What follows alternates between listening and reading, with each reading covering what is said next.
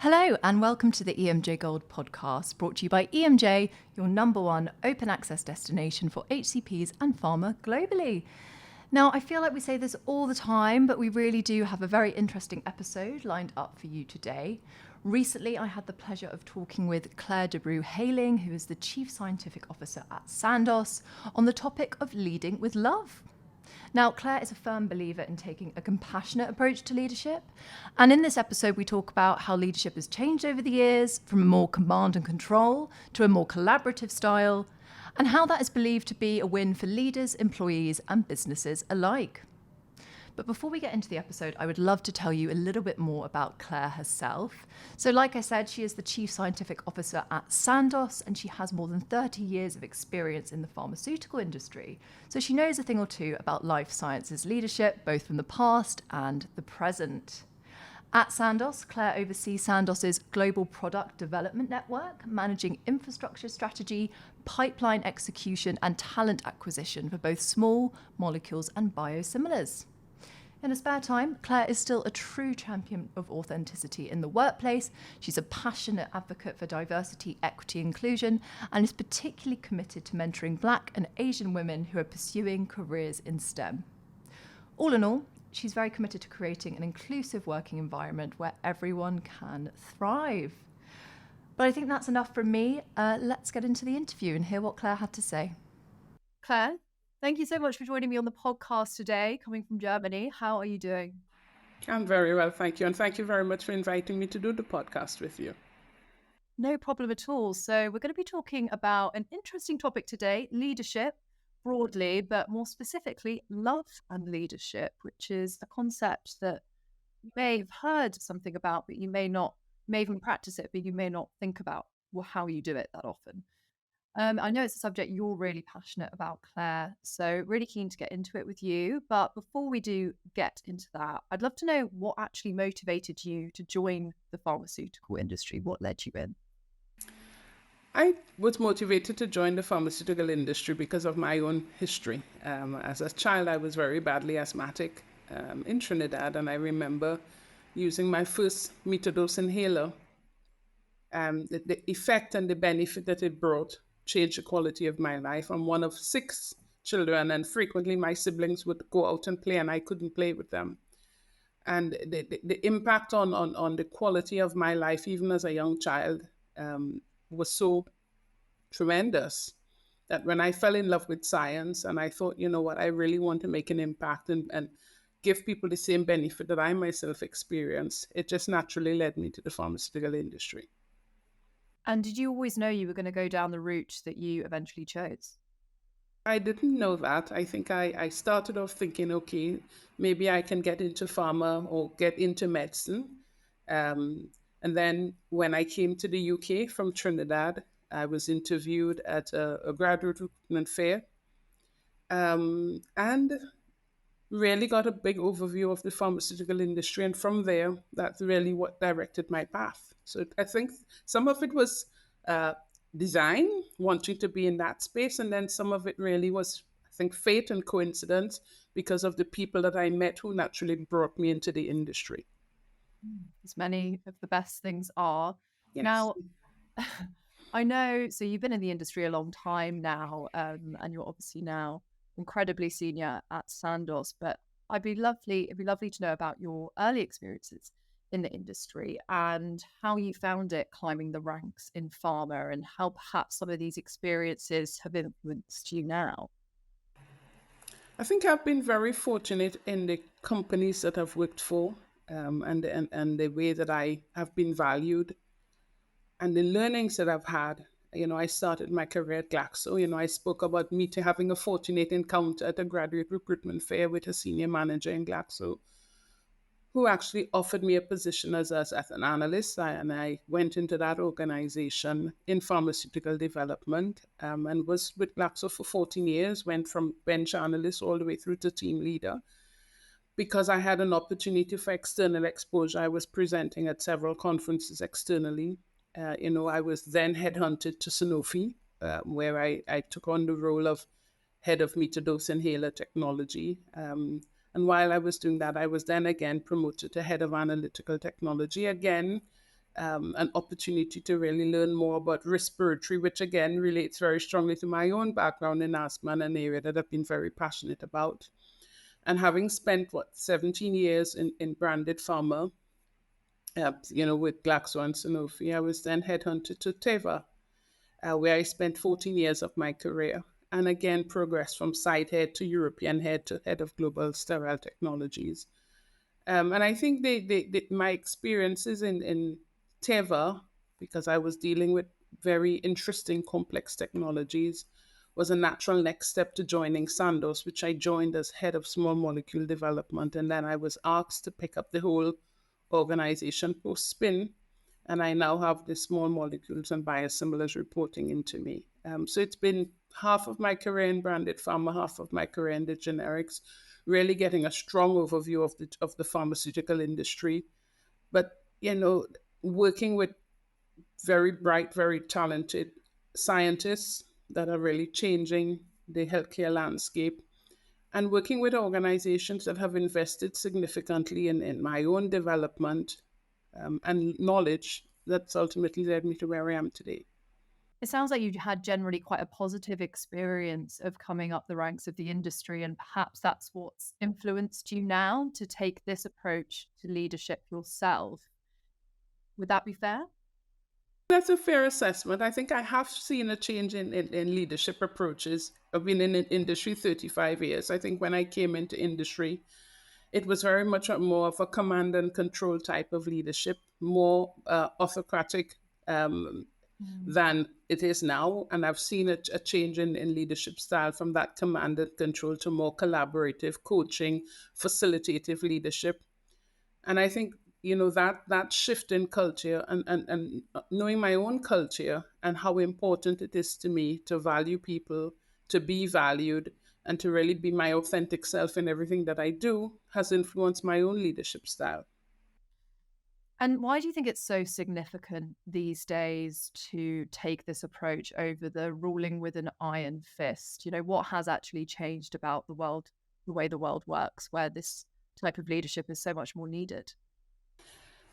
Everyone wants to be valued, and everyone wants to know that their contribution matters. And I think as well, the whole concept of psychological safety, knowing that you have a voice, and that your opinion counts, really means that when you operate or work with somebody in a more facilitative, love-based approach, where you value yourself and you value others and you're able to be vulnerable together, it brings the best out of people. There's a lot of survey data that shows that when you have a leadership culture that's command and control, where the task matters more than the person, you end up with an environment where people are fearful of a failure.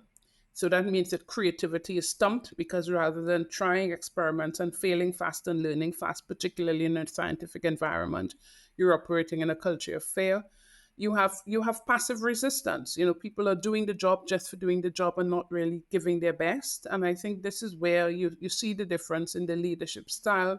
When you engage at the level of a heart level, really, and when you engage not just with the head and the hands but also with the heart, and you get more passionate, engagement and ownership. And I think that engagement and then empowerment ultimately leads to better results. And I think that's why it's so important to really lead with that authenticity, lead with that love, lead with that compassion and that collaboration that allows people to bring their best selves, all of themselves, to work, and to know that they are being valued. It sounds like you really practice this level of leadership. So, could you share an example of when you think leading in this way has been really impactful on a team member or even perhaps on the business? Yeah, I think there's several instances of that. I recall a situation where one of my leaders was actually withdrawing, and you can see him withdrawing from his team, and maybe not necessarily giving the team the attention that he had previously. And when things were going wrong, his reaction being stricter than it would have been in the past. And I looked at the team leader and I thought, this is not the person that I know. You're not responding to challenges. in the way I've seen you respond in the past. And I drew him aside and I said, what's going on? There is something sitting behind what's happening here, because I was also getting feedback from his team members that, they were feeling the pressure. And as we had a conversation, I realized that, there was a situation that he was dealing with outside of work that was leading to bringing him to a point of stress. And his ability to share that and have a conversation, and then for us to define a path forward, actually resulted in a more significant shift in his behavior, which ultimately impacted the workload, the team, and the results in the end. So I think really taking that time to step back and look and listen and say, you're not behaving the way I know you are. This is not you. Where are you at? Where are you coming from? What do you need from me? How can I help you? How can I enable you to make sure that you can bring your best self to work? And that's that to me, that's been a very strong example, because later on he came back to me and said, you stepped in when I needed it. I was trying to think about how to ask for it, but I didn't need to ask because you saw it and you stepped forward first. And I think that ability to understand how to judge a situation and when to intervene or interact to facilitate an easy conversation is really critical. You're so right. Sometimes it's as simple as having that conversation, showing someone empathy, treating them as a person, and knowing your colleagues as people. I feel like if you're ruling with that iron fist, that distance, you're not going to know the people in your team. You're not going to be able to recognize when their behavior is shifting. And then that disempowers you, really. You can't really lead in the way you want to if you don't know the team as well as you could. Absolutely. I firmly believe, and I say it all the time to people I work with. We are human beings, first of all, not human doings. The doing is really critical. The performance, the metrics, the processes, the systems, we have to follow them because we're running a business and the business has to perform, it has to deliver. But you get the doing best when the being is really valued. And I think this is where the relationship and that connection is so important. Yeah, absolutely. I think it's really fantastic that leadership is moving in this way, but have you ever felt the pressure to adopt the other style, to be tougher, to be more ruthless? I think there is always that pressure, but I am a firm believer that I have to sleep comfortably at night and I have to be my authentic self. And even I think it's very possible, I've proven it to myself, to be firm and fair and still drive for results, but do it in a human way, in a way that's engaging, in a way that's where you have that empathy and that involvement.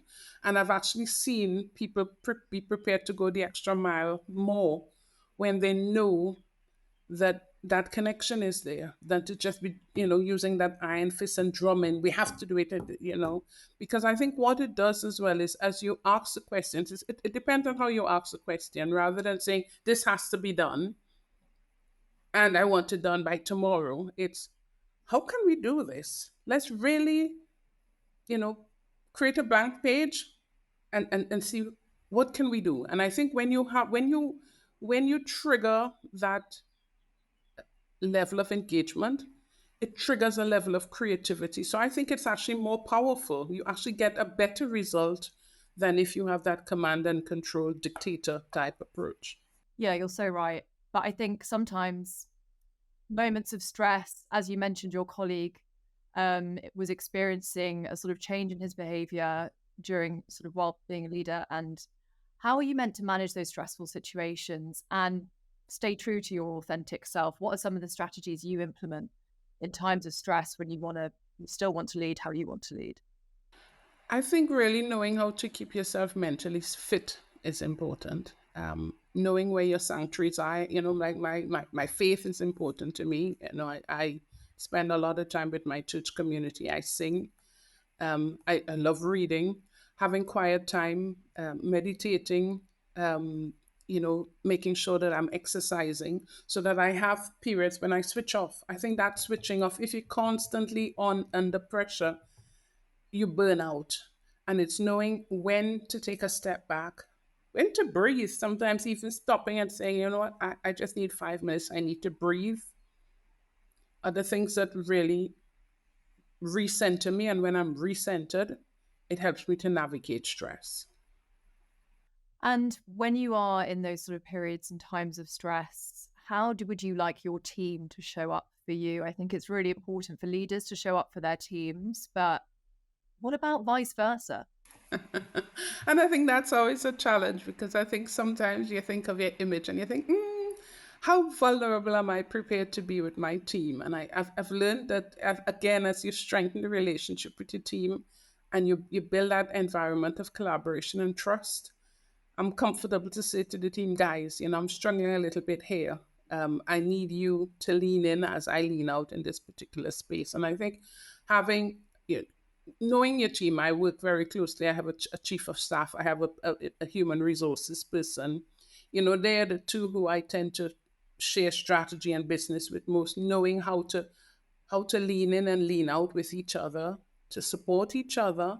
Again, it's part of that loving leadership framework because when you create that collaborative environment, there's a lot more opportunity to give and take. And obviously, you've come a huge way in your career in this 35 years. What do you see next for yourself? What are your future ambitions? Where are you taking love and leadership beyond where you are today? I think just to continue to lead as I am, be who I am, see the best in others, expect the best from them, and give my best. I think because I enjoy where I am at the moment. I think I'm on a great journey with the organization. We've just become independent. We have a passion to ensure that we provide access for patients to the medicines that we're delivering. And continuing to lead in that space in the short term is certainly part of my aspiration. Continuing to coach and mentor. I do a lot of mentoring, both in Sandoz and externally as well. And ultimately, I think, at the point at which I decide to hang up my shoes and retire from industry, I would love to stay in a space where I'll continue to coach and influence, particularly in the leadership area, because I think we have such a privilege to impact the world as leaders. But I think, there's an expression that you lift as you climb. It's really important to think of the younger generation and those that are coming behind us and how I can pass on some of the experience and the knowledge that I've learned in my time in industry to others to accelerate their journeys. Yes, I think we don't learn to be leaders. It is a skill that needs to be taught, and it's so important for the more senior leaders to reach out to those coming up. So, yeah, I completely agree with that. One final question. How you mentioned, the time when you eventually leave the industry. What are the 3 words you'd like to be remembered? How would you like people to define you as a leader? Well, um, I want people to know that I made them feel that they mattered. That when I left, where when I left, it was a better place because I had been there, and that they recognize that love really is a powerful emotion that is so important for excellent leadership.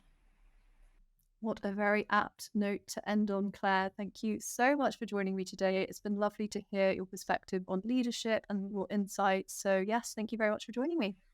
Thank you. Well, I want to thank Claire again for coming on the show. I really do think that was an amazing note to end on.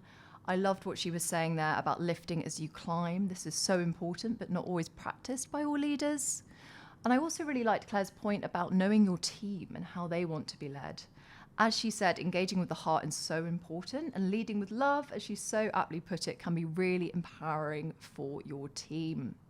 It may not even come in the form that you would traditionally think. It could be taking time for lunch with your team. It could be having an open door policy. I feel like there really are so many different ways to practice this more compassionate approach to leadership. Hopefully you took something there from Claire's leadership approach. However, that does bring me to the end of today's episode. Thank you so much again to Claire for joining me, and thank you to you for listening or watching if you're on our YouTube. Please do subscribe if you're not already. I'll be back next week with Jade back by my side, but until then, it's goodbye from me.